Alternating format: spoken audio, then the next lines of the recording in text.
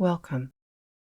This is Still Becoming, a quiet space for noticing the moments where life keeps moving, even when we think it's finished. I'm glad you're here. There's a phrase people say with a surprising amount of certainty. I've missed my window. It sounds reasonable, adult, final, as if there were a clearly marked opening somewhere in the past. A specific span of time when something was possible, and now it simply isn't. But most windows aren't recognized while we're standing in them. They're named later, looking back, when the risk feels safer than the wanting did at the time. Most windows are not obvious while we're standing in them. They don't announce themselves. They don't become labeled.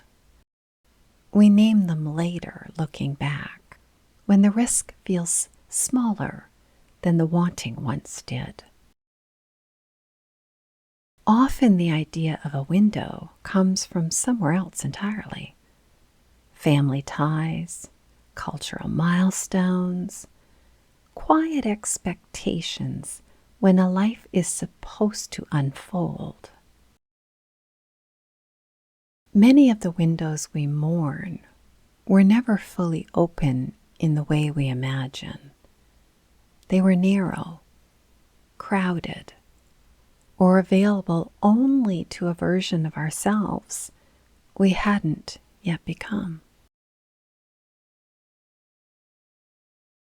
Saying I missed my window can bring relief. It closes the question.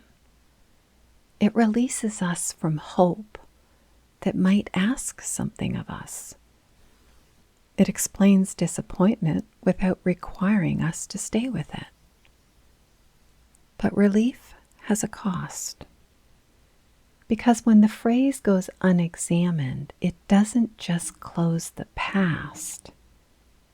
It quietly closes the present as well.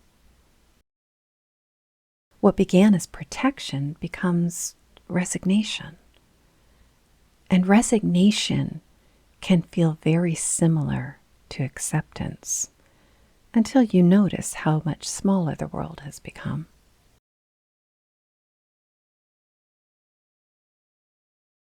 Some windows do close. Bodies change. Responsibilities accumulate. Certain paths become incompatible with the life we are choosing to protect. Naming real limits is not defeatist. It's honest. There have been times in my own life where a path truly narrowed, not because I failed to act, but because I chose longevity over immediacy. Quality of life over a solution that might have solved something quickly, only to ask more later. That wasn't a missed window. It was a conscious exchange. The difficulty comes when we confuse true limits with imagined deadlines. When this no longer works, turns into this was never allowed again. Those are two very different things. Most regret doesn't come from doing the wrong thing. It comes from deciding with incomplete information. We often don't know what a choice will reveal until much later, what it will open, what it will close, what it will quietly make possible.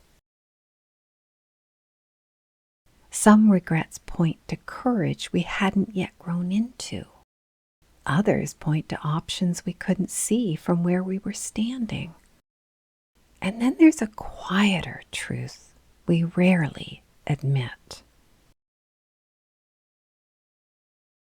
Sometimes we're grateful later that certain dreams didn't come true when we wanted them to.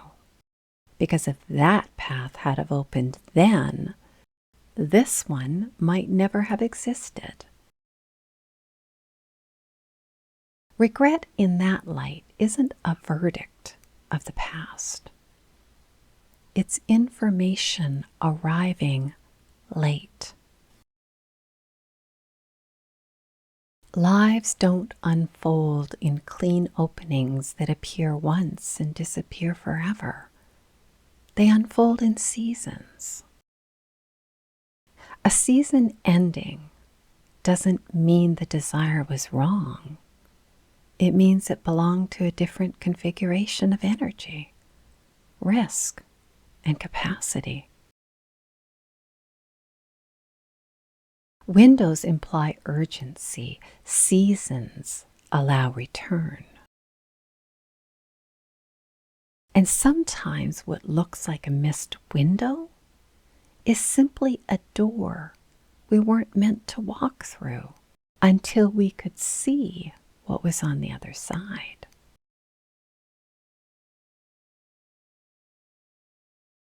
So maybe the window we thought we missed was never meant to be entered at that time.